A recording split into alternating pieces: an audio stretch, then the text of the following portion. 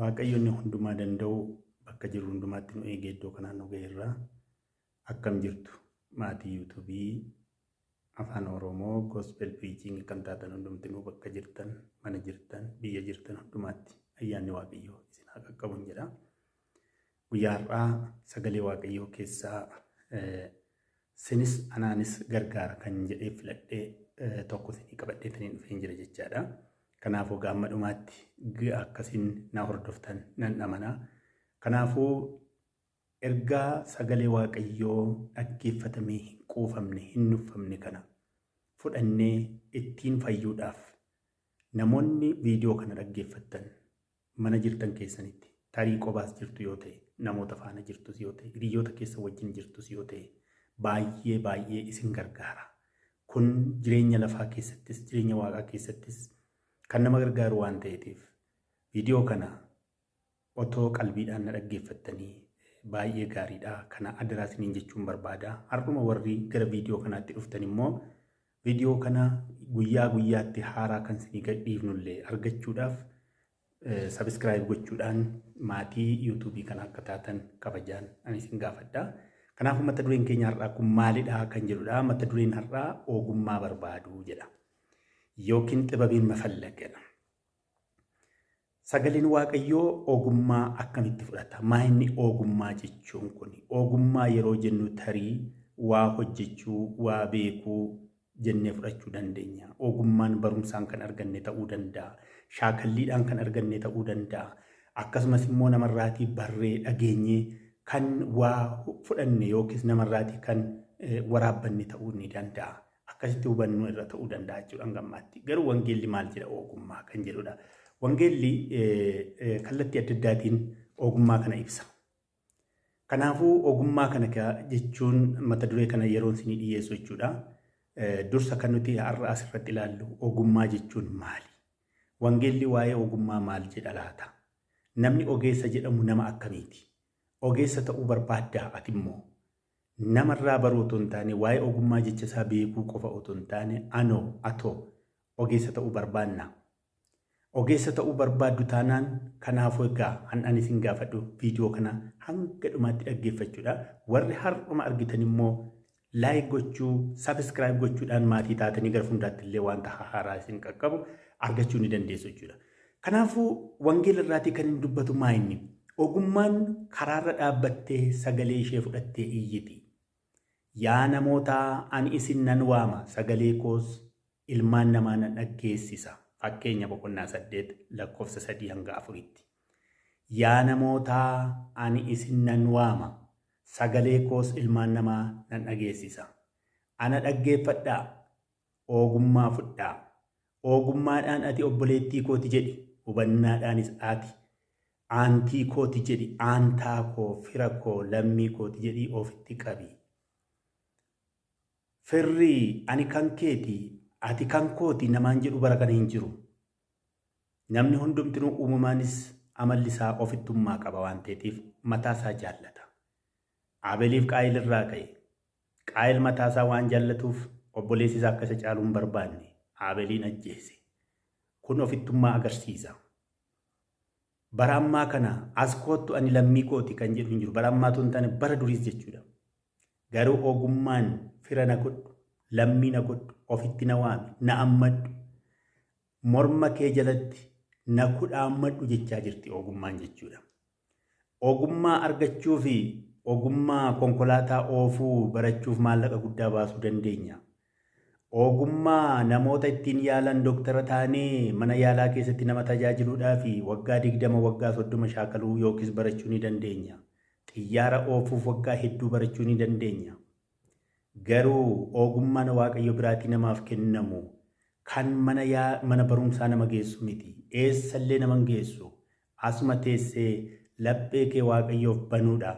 Karaarra dhaabbattees waamaa jirti waan ta'eef. Ogummaan Waaqayyo namaaf kennu kuni ogummaan karaarra dhaabbatteen nama waamaa jirti. Ogummaan inni kun maal akka ta'e isa dhumaatti amma dhumaatti isin ilaalla waan ta'eef jechuudha. Iddoo tokkotti immoo kan inni jedhu ogummaan meetii caalaa bu'aa qabdi. Ijji isheen godhattus kan warqee irra inni wayyiteedha. Fakkeenya boqonnaa 3 lakkoofsa 14 irraati. Ogummaan meetii caalaa warqee caalaa gatii guddaa qaba. Kanaaf egaa ogummaan kun akkuma diirama isinii kaase dooktarummaa barachuuf waggaa 20 nu gaafata. Paayileetii yookiis immoo xiyyaara oofuus akkasuma waggaa 10 ol nu gaafata. Shofeera ta'uutiif yeroo gabaabaa yoo ta'e illee innis akkasuma waan salphaatti shofeera taanee konkolaachisaa taanee konkolaataa tokko oofuu hin dandeenyu. Leenjii nu barbaada, maallaqa itti baasuu nu barbaada, yeroo keenya achirratti aarsaa gochuu nu barbaada, maallaqa keenya aarsaa gochuu nu barbaada, horii keenya achirratti dhangalaasuu nu barbaada. Warqee irra caalti waan ta'eef ogummaan jireenya kee keessatti si gaggeessiti. Ogummaan daandii ati irra deemuu qabdu si agarsiisti. Daldalatti galuu yoo barbaadde kallattiin daldalaa karaan itti bu'aa buufatan maal akka isheen taate si agarsiisti ogummaan daldalaa jechuudha. Ogummaan elellaa diimaa yookiis Amaariffaatiin inquu isa jechuudha. Isarra in caalti. Wanti ba'eessi ati hawwitu hundinuus isheedhaan in qixxaatudha. Lafa kanarratti maallaqa guddaa argachuu hawwina ta'a. Mana bareedaa ijaarrachuu hawwina ta'a. Konkolaataa bitachuu hawwina ta'a. Isaan kun hundumtinuu ogummaa caaluu hin danda'ani. Ogummaa hin qabdu yoo ta'e maallaqa hambam yoo lafarratti tuullannillee homaa waa'ee nuun baasu jechuudha. Duraan dursa ogummaatu nu barbaachisa waan ta'eetiifi. Kanaafidha Solomoon namni Waaqayyoo hayyuun beekamaa kan ta'e kitaaba qulqulluu keessatti dursee saba Israa'el bushuudhaaf ogummaa gaafate. Ogummaa isa gaafate. Beekumsa ittiin saba sana bushuu gaafate. Qabeenya hin gaafanne, waan tokko hin gaafanne, kan barbaachisu waan hundumarra kan caalu, warqeerra kan caalu, elellaa sibiila diimaarra kan caalu ogummaa waan ta'eetiif jechuudha. Kanaaf amma Waaqayyoon sodaachuun jalqaba ogummaatiidha wangeelli. Kanaaf egaa amma ogummaan maarraa ka'aa kan jedhutti yeroo dhufnu Waaqayyoon sodaachuun inni jalqabaa ogummaa caalu Waaqayyoon sodaachuudha. Waaqayyoon sodaachuun gara kamitti nu geessa? Gara fayyinaatti nu geessa. Waaqayyoon sodaachuun gara eebbaatti nu geessa. Waaqayyoon sodaachuun gara fayyinaatti nu geessa. Sammuu kee bilisoomsa. Sammuu kee si haaromsa. Cubburraa akka ati fagaattu si godha. Badhaadhummaan biyya lafaa akka inni waa hin baafne tokko sitti hima. Waaqayyoon sodaachuun hundumtinuu akka baalaa harca'ee akka inni baduuf jiru. Kan namatti hafu garuu sagalee Waaqayyoo akka inni ta'e sitti hima. Jalqaba ogummaa Waaqayyoon sodaachuu yoo nuti baranne. Ogummaan sagalee ishee ol kaftee kan iyyitus kanaafidha. Jalqabni ogummaa Waaqayyoon sodaachuudha. Saayintistoonni har'a naasaa keessa kan deemanii har'a qilleensa kana keessatti kan balali'anii meeshaalee adda addaa hojjetanii ittiin balalanii hojiirra qubatanii kan qorannoo adda addaa gaggeessan kun ogummaa Waaqayyoof keessaan qaban taanaan homaa waa'ee hin baasuufi. Har'a doonii gurguddaa ijaaranii galaanarra kan ce'aa jiran. Har'a ogummaa adda addaa hojjetanii wanta nama dinqisiisuu lafa kanarratti kan hojjechaa jiran. Sodaan waaqayyoo isaan keessa hin jiru taanaan homaa tokko waa hin baasuutiifi jechaadha. Kanaafuu ogummaan sagalee ishee ol kaaftee ana san jira koottaa jechaa jirti yaa obboloota koo gara ogummaatti haa deebinu. Ogummaan waan baay'ee nu barsiisti. Ogummaa waaqayyoo jechuu kooti yeroon ogummaa isiniin jedhu. Jalqaba ogummaa kan ta'e waaqayyoon sodaachuu yoo barre jireenyi keenya maal ta'a? Jireenyi keenya nagaa argata. Tasgabbii yookiis gammachuu jireenya keenya keessatti hin arganna. Karoorri jireenyaa nuuf ifooma. Daandiin irra deemnu nuu qajeela. Kanaaf daandiin irratti deemtu illee sii qajeela kan inni jedhuuf inni iyyuu jechuudha. Kanaafuu sagalee waaqayyoo gaafa dhageenyu eebbi waaqaa nuu dhufa. Yeroo waaqayyoon sodaachuutti abboommii waaqayyoo dhaga'utti yeroo deebinu eebbi waaqayyoo nuu dhufu kun mandara nuti jirru keessatti, maasii nuti keessaa hojjennu keessatti, daldala nuti keessaa daldallu keessatti, hormaata horiis haa ta'u lukkuulee adda addaas ta'u waan nuti horsiisnu keessatti, kiisii keenya keessatti maallaqni jiru, qadabakoo keenya keessatti eebbatu nuuf baay'ata.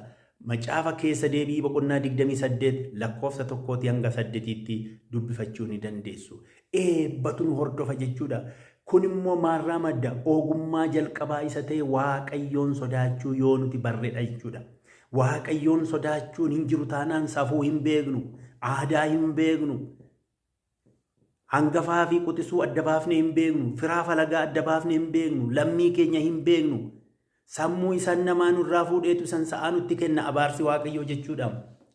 Bara Sodomiif Gomoraatti namni dhalli namaa waaqayyoof waan abboomamuu dideetii fi sammuun namaa irraa fuudhamee sammuu sa'aa itti kenname akka sa'aatti akka isaan yaadan godhe. Kana dhiirriif dhiirri wal faana akka inni sagaagalu dubarriif dubarri akka isheen isa waaqayyo dhuume dhiisee karaa abaarsaa homosekshuwaal kan jedhamu kanatti akka namni galu isa taasise. Kun immoo dhumni isaa badisa keessa bishaan badisaatti fide. Sodomiif Gomoraa keessattis kanuma fide. Bara keenya ammaa kana keessattis kanuma. Homosekshuwaal inni jedhamu kun biyya lafaa keessatti inni bara Sodomitti ture sun, inni bara Nohitti ture sun har'allee biyya qaroomte jedhamtee addunyaa keenya keessatti yaadamtu jaarraa 21ffaa keessatti safuun dhala namaa keessaa akka inni badu ta'eetu jira. Aadaan nama keessaatti akka inni dagatamu godhameetu jira. Waaqayyoon sodaachuun akka inni hafu ta'eetu jira. Namni daandii qajeelaa dhiisee daandii jal'inaarra akka inni deemu ta'eetu jira. Teknooloojiin har'a babal'atee jiru kun teknooloojii ittiin gara waaqaatti nama geessu otoo hin taane meeshaalee adda addaa ittiin namni wal fixu oomishuutu babal'achuutu dhufee jira. Sammuu waaqayyoon sodaachuutu nurraa yoo fuudhametu kun uumama. Ogummaa jalqabaa waaqayyoon sodaadhu isa jedhu kanatu nu keessaa dhibe waan ta'eetiif jallinni kun sammuu keenya keessatti akka inni biqilu. Mataan bofaa sammuu keenya keessatti akka inni galee akka bofni yaadutti akka nuti yaadnu nu gochuudha jira jechaadha. Abaarsatti akka gallu nu gochaadha jira. Jaarraa 21ffaa fi bara Nohitti isa jiru kana otoo wal bukkee madaalchine isa kamilaata han inni hammaatu. An akka kootti isa bara kanaatu irra hammaata jedheetanii yaada. Dhalli namaa waan gaarii yaaduun dagachuutu dhufe waaqayyoon sodaachuutu sammuu isaa keessaatii badee waan ta'eef kanaafuu gara jalqaba ogummaa isa ta'e waaqayyoon sodaachuutti haa dhufnu. Mee waaqayyoof haa abboomamnu. Mee guyyaa tokko guyyaa lama karoorfannee waaqayyoon haa sodaannu. Yeroo sana gammachuun nu keessatti dhangala'a. Nagaan nu keessatti dhangala'a. Abjuun nuuf qajeela. Abjuu nagaa rafna yeroo sanatti jechuudha. Yeroo waaqayyoof abboomamuu dinnu garuu waan baay'eetu nu mudachuu danda'a. Nagaatu keessa keenya hin jiru. Mootiin Salamoon ogummaadhaan firdii qajeelaa kennee saba isaa bulche. Har'a firdii qajeelaa ol jennee saba keenya bulchaa jirraa laata? Saba keenya tajaajilaa jirraa laata? Mee warri waajjira mootummaa keessatti jirtan yoo jiraattan of haa gaafannu mee. Dhuguma akka waaqayyo jedhetti saba nutti kenname, saba bulchinu, saba tajaajilu sana tajaajilaa jirraa? Amanamummaadhaan tajaajilaa jirraa? Maallaqa uummataa saamnee konkolaataa bitanna gamoo ijaarranna jennee fiigaa jirra moo haqaan tajaajillee hawaasicha amma lafa kana jirru irratti seenaa hojjennee dabarra jechaa jirra laata? Yaa obboloota koo kun otoo nutti hafee baay'ee gaariidha. Homaa waggaa 100 hin jiraannu, waggaa 70 hin jiraannu, yoo cime 70 jiraanna inniyyuu barrisaa hammeenya isaatiin caala. Maaliif saba keenya saamnare? Maaliif saba keenya daraarra? Maaliif daandii jallinaarra deemna? Hamuma jirru keessatti imaanaa nutti kenname kana otoo amanamummaadhaan hojjenne saba keenya tajaajille eebba arganna. otoo nama madeessinuu, otoo nama boossisnuu, kaan hagabuu bula, kaan qullaa deema. Nuyi garuu konkolaataarra yookiis xiyyaaraan deemna jenneetu qabeenyuma warra qullaa deemu kana ofii qullaa deemanii warra gibira mootummaa nuuf kaffalan kana.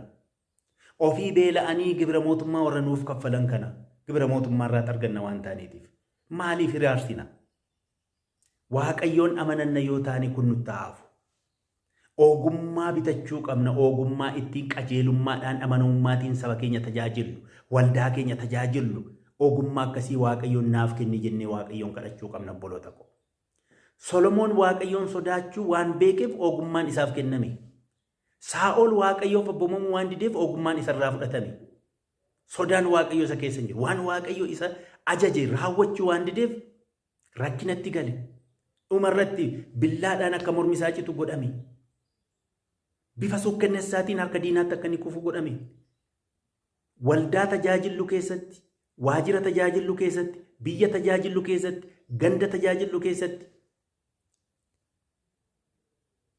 waaqayyoon sodaatne sodaa waaqayyootiin hin hojjennu yoo taane, amanamnee hin deemnu yoo taane, carraan isaa oliin qaqqabe nuunis nu qaqqabachuudha. Waaqayyo kana nu haa oolchu.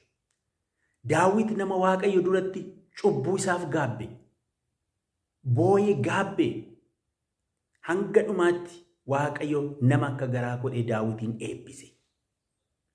Nohi waaqayyoon waan sodaateef badiisa bishaanii kaan warri lafa kanarratti akka malee burraaqanii utaalanii akka barbaadanitti machaanii akka barbaadanitti sagaagalanii jiraatan yeroo isaan bisaaniin badan Nohi garuu jalaa oole.